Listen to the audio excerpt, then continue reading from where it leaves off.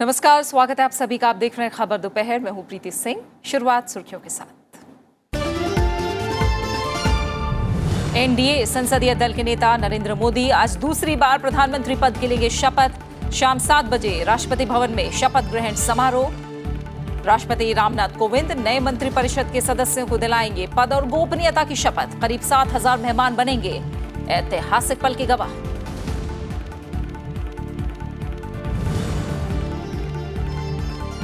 शपथ से पहले प्रधानमंत्री नरेंद्र मोदी ने राजघाट जाकर राष्ट्रपिता महात्मा गांधी को अर्पित किए श्रद्धासुमन। सदैव अटल पर पूर्व प्रधानमंत्री अटल बिहारी वाजपेयी को दी श्रद्धांजलि। राष्ट्रीय समर स्मारक पर देश के लिए सर्वोच्च बलिदान देने वाले शहीदों को भी किया नमन।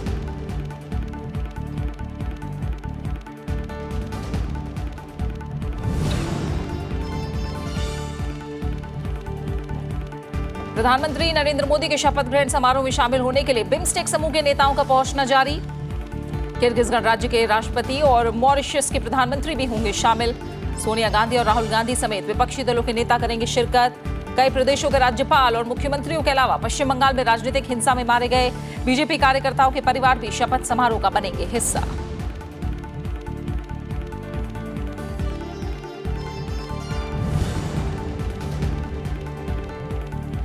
वाईएसआर कांग्रेस के विधायक दल के नेता जगन मोहन रेड्डी ने संभाली आंध्र प्रदेश की कमान। विजयवाड़ा में राज्यपाल ईएसएल नरसिम्हन ने दिलाई मुख्यमंत्री पद की शपथ। राज्य के बंटवारे के बाद आंध्र प्रदेश के दूसरे मुख्यमंत्री बने जगन मोहन रेड्डी।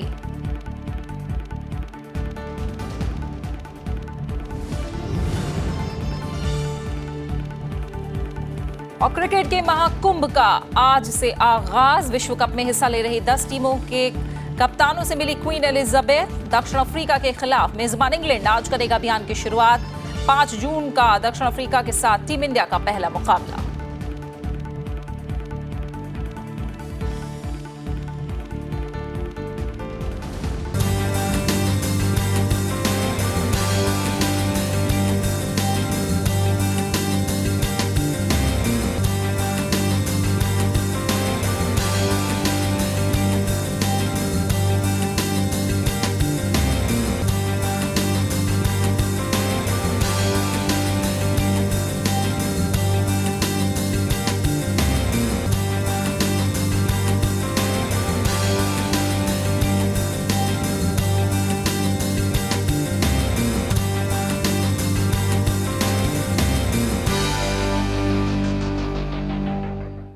एनडीए संसदीय दल के नेता नरेंद्र मोदी आज शाम 7 बजे दूसरी बार प्रधानमंत्री पद की शपथ लेंगे। राष्ट्रपति भवन के प्रांगण में शपथ ग्रहण की तैयारियां पूरी कर ली गई हैं। शाम 7 बजे होने वाले शपथ ग्रहण से पहले आज सुबह प्रधानमंत्री नरेंद्र मोदी सबसे पहले राजघाट पहुंचे और राष्ट्रपिता महात्मा गांधी को श्रद्धा सुमन अर्पित किए। इस मौके पर उनके साथ बीजेपी अध्यक्ष अमित शाह के अलावा जेपी नड्डा, नरेंद्र सिंह तोमर, धर्मेंद्र प्रधान, रविशंकर प्रसाद, प्रकाश जावड़ेकर समेत बीजेपी के कई वरिष्ठ नेता मौजूद रहे। लोकसभा चुनाव में बीजेपी ने प्रचंड बहुमत से जीत हासिल की है।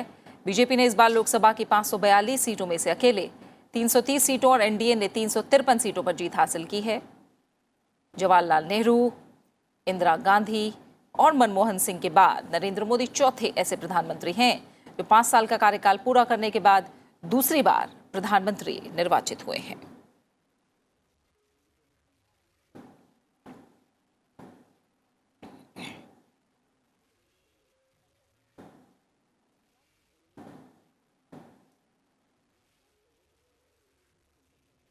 वहीं राष्ट्रपिता महात्मा गांधी को नमन करने के बाद प्रधानमंत्री नरेंद्र मोदी सदैव अटल समाधि स्थल पर पहुंचे और पूर्व प्रधानमंत्री अटल बिहारी वाजपेयी को श्रद्धांजलि दी।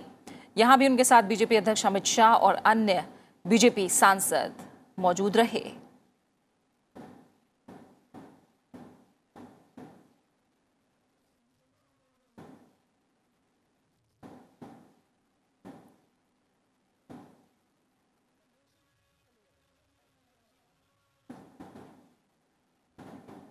राजघाट और अटल समाधि स्थल के बाद प्रधानमंत्री नरेंद्र मोदी राष्ट्रीय समर स्मारक पहुंचे।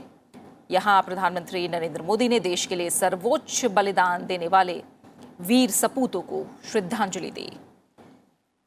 इस मौके पर उनके साथ रक्षा मंत्री निर्मला सीतारमण, तीनों सेना के प्रमुख भी मौजूद रहे। प्रधानमंत्री नरेंद्र मोदी ने इसी साल 26 फरवरी को इस वॉर मेमोरियल का उद्घाटन किया था। राष्ट्रीय समर स्मारक में देश के लिए जान न्यौछावर करने वाले शहीदों की यादें दर्ज हैं। वीर सैनिकों ने कई युद्धों और अभियानों में त्याग और बलिदान की मिसाल कायम की है। उनकी कुर्बानी को याद करने और सम्मान देने के लिए एक राष्ट्रीय स्मारक की जरूरत महसूस की गई और इसे बनाने की मांग तो पहले से की जा रही थी, लेकिन इसे प्रधानमंत्री नरेंद्र मोदी ने साकार किया।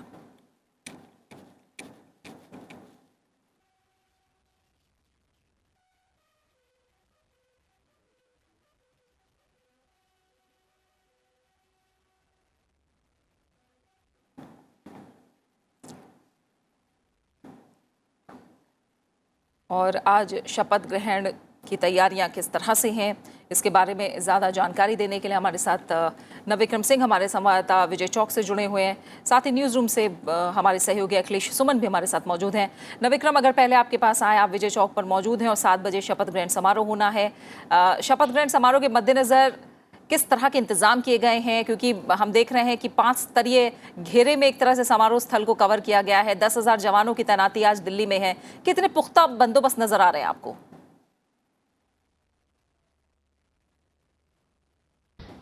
प्रीति, बिल्कुल जिस तरीके का भव्य इंतजाम किया गया है उसके मद्देनजर सुरक्षा व्यवस्था भी चाक चौबंद की गई है। पहली बार ऐसा हो रहा है कि करीब 7,000 से ज़्यादा मेहमान शामिल होंगे शपथ ग्रहण समारोह में। साथ ही इसके लिए जो तैयारी दिल्ली पुलिस ने की है, और सुरक्षा व्यवस्था तो चाक चौबंद है ही, लेकिन यहाँ इस सुरक्षा के मद्देनजर जो आसपास की बिल्डिंग है, जो सरकारी बिल्डिंग है, उन्हें पहले वहाँ पर छुट्टी हो जाएगी, कर्मचारी वहाँ से निकल जाएंगे। साथ ही राजपथ, विजय चौक से लेकर राष्ट्रपति भवन का जो रोड है उसे 4 बजे के बाद ब्लॉक कर दिया जाएगा। और जो आसपास जो राष्ट्रपति भवन को जाने वाली सड़कें हैं, जैसे अकबर रोड है या फिर दूसरी सड़कें हैं, वहाँ भी एडवाइजरी जारी की गई है कि आम जनता उन सड़कों पर 4 बजे के बाद ना निकले, क्योंकि ऐसी कई वीवीआईपी मूवमेंट है, क्योंकि कई विदेशों से मेहमान और देश भर से कई वीवीआईपी मेहमान यहाँ पर आ रहे हैं। ऐसे में ट्रैफिक जाम की स्थिति हो सकती है, तो बचने की सलाह दी गई है। सुरक्षा व्यवस्था पुख्ता है। साथ ही अगर राष्ट्रपति भवन में के अंदर की तैयारियों के बारे में बात करें तो रात के डिनर के लिए भी यहाँ पर खास इंतजाम किया गया है। मेहमान, जो विदेशी मेहमान आ रहे हैं, उनके लिए उपराष्ट्रपति एम वेंकैया नायडू और जो बिम्स्टेक के मेहमान हैं, और इसके अलावा करीब 40 और मेहमान शामिल होंगे, जो खास भोज दिया जाएगा शपथ ग्रहण के बाद। तो एक तरह से बहुत भव्य इंतजाम किए गए हैं। ये पहली बार है कि इतना बड़ा आयोजन, बड़े स्तर पर यह आयोजन शपथ ग्रहण का किया जा रहा है। तो देखना होगा कि अब आगे और यहाँ पर दिल्ली पुलिस की तरफ से क्या एडवाइजरी जारी होती है, या सुरक्षा के और क्या और कड़े इंतजाम किए जाते हैं। जी प्रीति, जैसा हमारे संवाददाता नवविक्रम बता रहे हैं, वहीं एनडीए संसदीय दल के नेता नरेंद्र मोदी आज शाम 7 बजे प्रधानमंत्री पद की शपथ लेंगे। राष्ट्रपति भवन के प्रांगण में शपथ ग्रहण की तैयारियां पूरी कर ली गई हैं। शपथ ग्रहण समारोह में विभिन्न क्षेत्रों के 6,000 से ज्यादा लोगों के शामिल होने की संभावना है। एनडीए घटक दल के कई नेता भी दिल्ली पहुंच रहे हैं। प्रधानमंत्री के साथ कई मंत्रियों के भी शपथ लेने की संभावना है। सभी राज्यों के मुख्यमंत्रियों को समारोह में शामिल होने का न्योता भेजा गया है। विदेशों से आने वाले प्रमुख मेहमानों की बात करें तो शंघाई सहयोग संगठन के अध्यक्ष और किर्गिस्तान के राष्ट्रपति सोरोनबाय जेनेबकोव के अलावा बिम्स्टेक देशों के सभी नेताओं ने भी प्रधानमंत्री नरेंद्र मोदी के शपथ ग्रहण समारोह में शिरकत करेंगे। और शपथ ग्रहण में शामिल होने वाले राष्ट्राध्यक्षों का राष्ट्रपति रामनाथ कोविंद की ओर से विशेष स्वागत भी किया जाएगा। प्रधानमंत्री के साथ इन लोगों की अलग से द्विपक्षीय बैठकें भी प्रस्तावित हैं।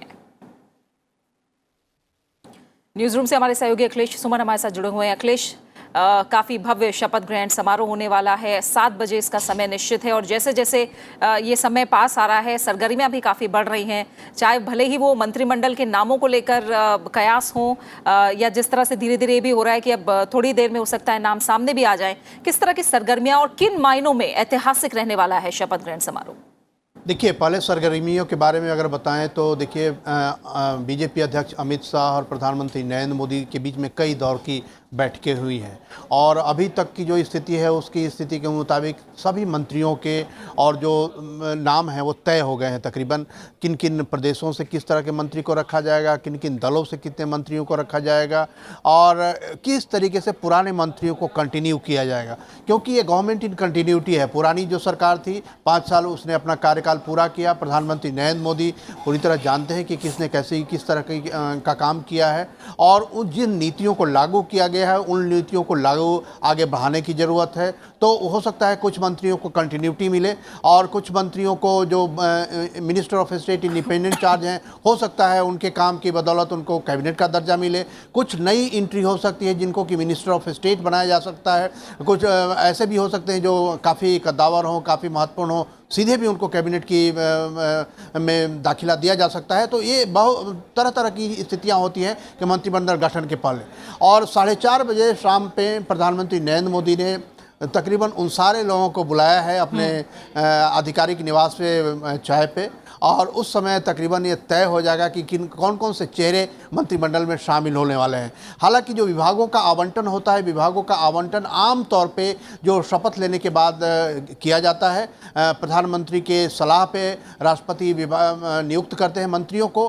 तो शपथ के समय जन आमतौर पर प्रधानमंत्री और जिन मंत्रियों के नाम प्रधानमंत्री राष्ट्रपति को प्रेषित करते हैं उन लोगों को शपथ दिलाई जाती है। तो हम ये मान सकते हैं कि अगर 7 बजे से शुरू हो रहा है तो 8 बजे तक 8:30 बजे तक शपथ ग्रहण की प्रक्रिया पूरी हो जाएगी। उसके बाद हो सकता है कि अगले 1 घंटे या 2 घंटे के अंदर किनको कौन कौन से विभाग दिए गए यह पता चल सकता है। तो ये रही सरगर्मियों की बात। महत्व की बात अगर कहें तो देखिए 2 महत्व हैं इस तरीके के। प्रधानमंत्री नरेंद्र मोदी पिछले 5 सालों में जिस तरीके से अंतर्राष्ट्रीय राजनीति में भारत के कद को बढ़ाने का प्रयास किया है उन्होंने, तो उस हिसाब से 2 तरह की नीतियां रही। एक तो कि बाहर जो विदेश में जो ताकतवर मुल्क हैं P5 हैं उनके साथ संबंधों को बढ़ाना और दूसरा जो पड़ोसी देश है उनके साथ विश्वास को बढ़ाना। तो पड़ोसी देशों के साथ विश्वास को बढ़ाने में इस बार बिम्स्टेक को चुना गया है। बिम्स्टेक के सदस्य ये सब ऐसे सदस्य हैं जिनको कि भारत के साथ विकास यात्रा करने में काफ़ी उनको रुचि है और वे आतंकवाद का किसी भी तरीके से समर्थन नहीं करते। उसके अलावा तीसरा जो एक दूसरी कैटेगरी के हैं जो मॉरिशस के प्रधानमंत्री को बुलाया गया है। मॉरिशस हमारा एक तरीके से कहें कि एवरग्रीन फ्रेंड रहा है। भारत के लोग मॉरिशस में रहे हैं, वहाँ की राजनीति में उन्होंने प्रमुखता पाई, प्रधानमंत्री और राष्ट्रपति बने।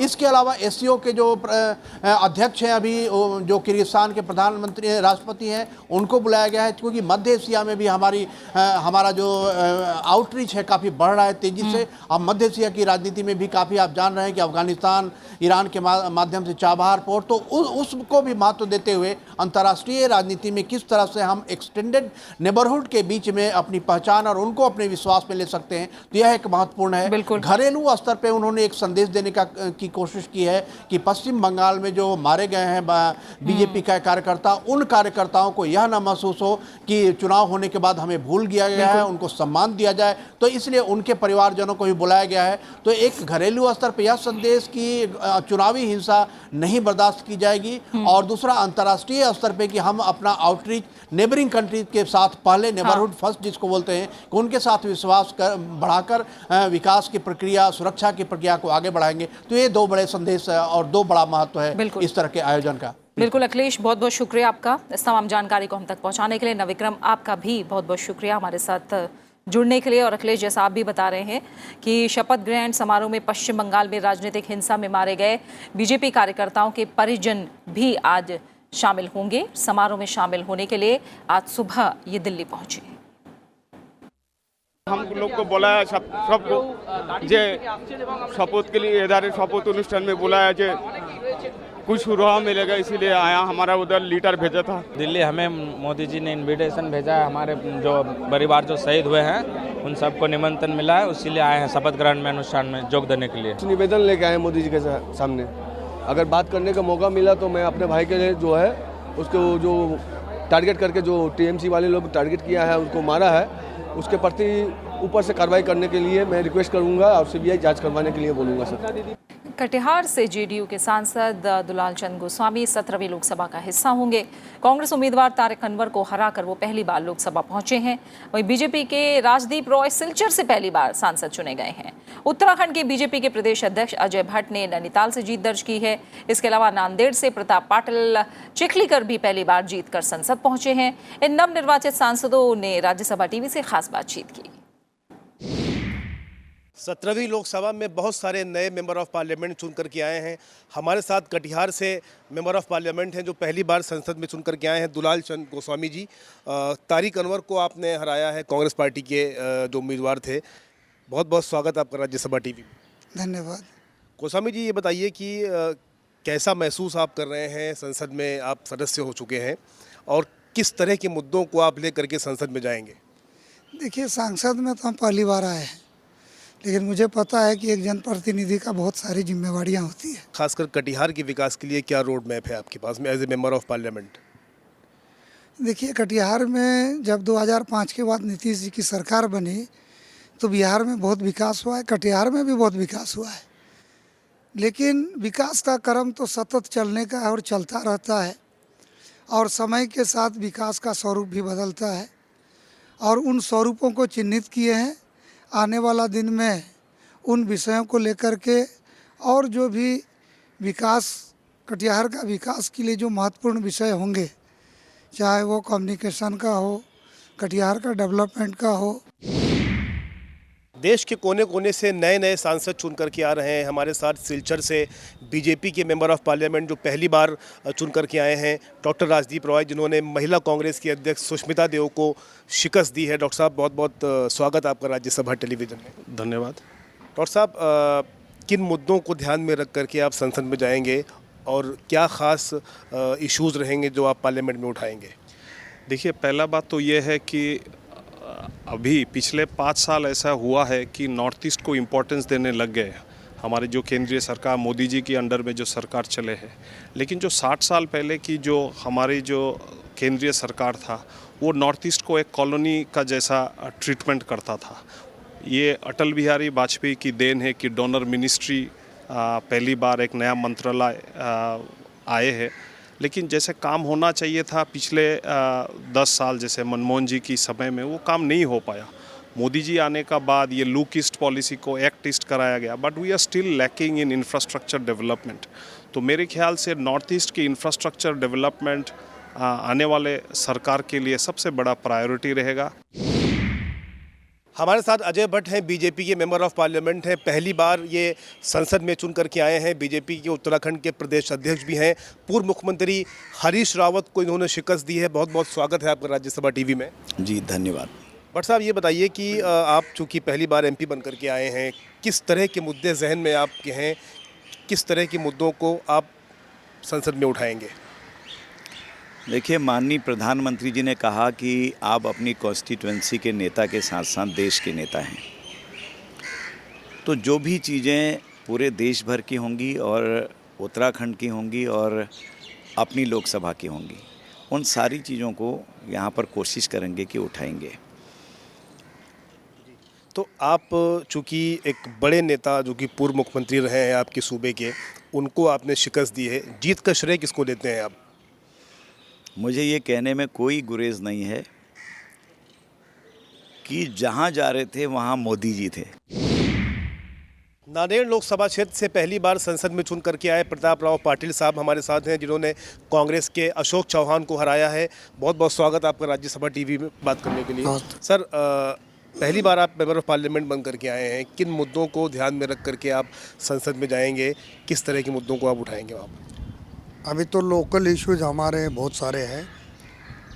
नांदेड़ में इंडस्ट्री डेवलपमेंट का इशू है, रेलवे के क्वेश्चन है, पानी के कुछ क्वेश्चन है, और ये सब मुद्दों को लेके मैं यहाँ आया। बाकी जो कुछ मुद्दे हैं, मैं first time member of parliament बना हूँ। इसके पहले महाराष्ट्र में एमएलए रह चुका हूँ। कि आपने एक बड़े नेता को कांग्रेस के लोकसभा में शिकस्त दी है, जीत का श्रेय किसको देते हैं आप?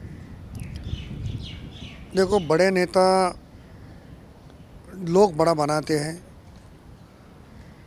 और उन्होंने नांदेड़ के लिए कुछ डेवलपमेंट किया नहीं, इसके लिए लोगों ने उनको हराया और मेरे को जिताया। पूरी देश की जनता ये चाहती थी कि नरेंद्र मोदी साहब फिर से इस देश के प्रधानमंत्री बने, और मेरे मतदार संघ में भी वही हुआ है कि नरेंद्र मोदी साहब को वोटिंग हुआ है। वहीं आंध्र प्रदेश में आज वाईएसआर कांग्रेस के नेता जगन मोहन रेड्डी ने मुख्यमंत्री का पदभार संभाल लिया। राज्यपाल एस.एन. नरसिम्हन ने उन्हें पद और गोपनीयता की शपथ दिलाई। जगन मोहन रेड्डी की पार्टी वाईएसआर कांग्रेस को हाल ही में संपन्न हुए विधानसभा चुनाव में प्रचंड बहुमत हासिल हुआ है। पार्टी ने राज्य में 175 विधानसभा सीटों में से 151 सीटें अपने नाम की। इसके अलावा उन्होंने राज्य में लोकसभा की 25 में से 22 सीटें अपने नाम की। जगन मोहन रेड्डी ने कांग्रेस से अलग होकर दिसंबर 2010 में नई पार्टी बनाने का ऐलान किया था और मार्च 2011 में जगन मोहन रेड्डी ने अपने पिता वाईएस राजशेखर रेड्डी के नाम पर नई पार्टी का ऐलान किया और पार्टी का नाम वाईएसआर कांग्रेस रखा। राज्य के बंटवारे के बाद जगन मोहन रेड्डी आंध्र प्रदेश के दूसरे मुख्यमंत्री बने हैं। कृति मिश्रा हमारी संवाददाता विजयवाड़ा से हमारे साथ जुड़ी हैं। कृति, एक तरह से बेहद भव्य आयोजन रहा, हालांकि कल खराब मौसम की वजह से जो आयोजन स्थल था वहां पर इंतजाम जो थे वो ठीक नहीं हो पाए थे, लेकिन फिर भी आज हमने देखा बेहद भव्य समारोह रहा जगन मोहन रेड्डी के शपथ ग्रहण का।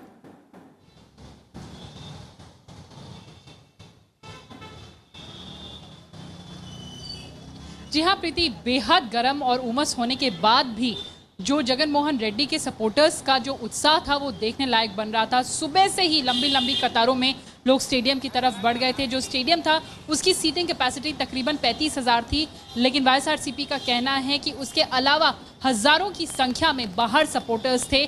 जब जगन रेड्डी आए तो उनको एक बेहद ही शानदार वेलकम दिया गया। वो खुद ही एक ओपन जीप में आए और सभी उनके जितने समर्थक हैं उनका उन्होंने अभिवादन स्वीकार किया। ठीक 12:23 पर गवर्नर E.L. नरसिम्हन ने उनको शपथ दिलाई, जैसा कि उनके एस्ट्रोनॉमर्स का एडवाइस था। इसके बाद उन्होंने वाईएसआर की जो मूर्ति थी उन पर माल्यार्पण किया और उसके बाद शपथ लेने के बाद अब वो दिल्ली जाएंगे प्रधानमंत्री नरेंद्र मोदी के शपथ समारोह के लिए और कल फिर आकर आंध्र प्रदेश की कमान संभालेंगे। बिल्कुल, तो कल आंध्र प्रदेश की कमान संभालेंगे और जाहिर तौर पर बड़ी जीत के साथ बड़ी जिम्मेदारी उनके कंधों पर भी है। देखते हैं कि आगे जो चुनौतियां हैं आंध्र प्रदेश में वो किस तरह से उसमें आगे बढ़ते हैं। बहुत बहुत शुक्रिया आपका प्रीति इस जानकारी को फिलहाल हम तक पहुंचाने के लिए। वहीं लोकसभा चुनाव में कांग्रेस की हार के बाद पार्टी में मंथन जारी है, जहां एक तरफ पार्टी के राष्ट्रीय अध्यक्ष राहुल गांधी अपने इस्तीफे को लेकर अड़े हैं, वहीं कई प्रदेशों की कांग्रेस इकाइयों के अध्यक्ष इस्तीफा सौंप चुके हैं। कांग्रेस ने अब तक अपने प्रवक्ताओं को किसी भी न्यूज डिबेट में नहीं भेजने का फैसला लिया है और ये भी फैसला लिया है कि अगले 1 महीने तक कांग्रेस का कोई भी प्रवक्ता किसी भी चैनल के टीवी डिबेट में भाग ना ले। इस बीच कांग्रेस पार्टी के राष्ट्रीय प्रवक्ता रणदीप सिंह सुरजेवाला ने ट्वीट करते हुए इस बारे में जानकारी दी है। अपने ट्वीट में उन्होंने लिखा कि भारतीय राष्ट्रीय कांग्रेस ने 1 महीने तक अपने प्रवक्ताओं को किसी भी मीडिया बहस में ना भेजने का फैसला लिया है। इसलिए सभी मीडिया चैनलों संपादकों से अनुरोध है कि वो अपने शो में कांग्रेस के प्रतिनिधियों को ना बुलाएं।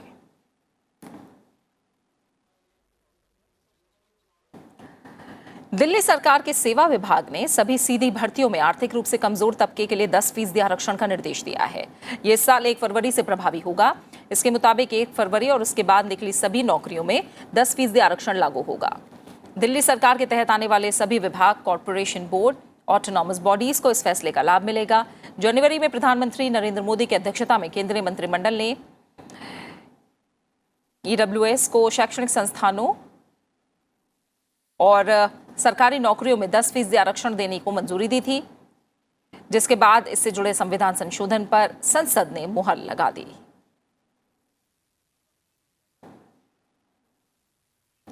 और अब बात क्रिकेट विश्व कप की।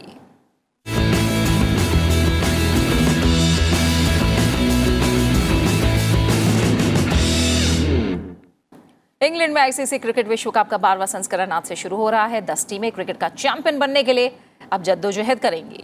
आईसीसी क्रिकेट विश्व कप का बिगुल फूंक दिया गया है और शानदार उद्घाटन समारोह के साथ क्रिकेट की सबसे बड़ी प्रतियोगिता का शंखनाद किया गया। इंग्लैंड की राजधानी लंदन में बर्मिंघम पैलेस के करीब प्रतिष्ठित लंदन मॉल रोड पर इस भव्य समारोह का आयोजन किया गया। ब्रिटेन की महारानी एलिजाबेथ ने सभी टीमों के कप्तानों से बर्मिंघम पैलेस में मुलाकात की। ओपनिंग सेरेमनी में कई पूर्व दिग्गज क्रिकेटर्स ने भी शिरकत की।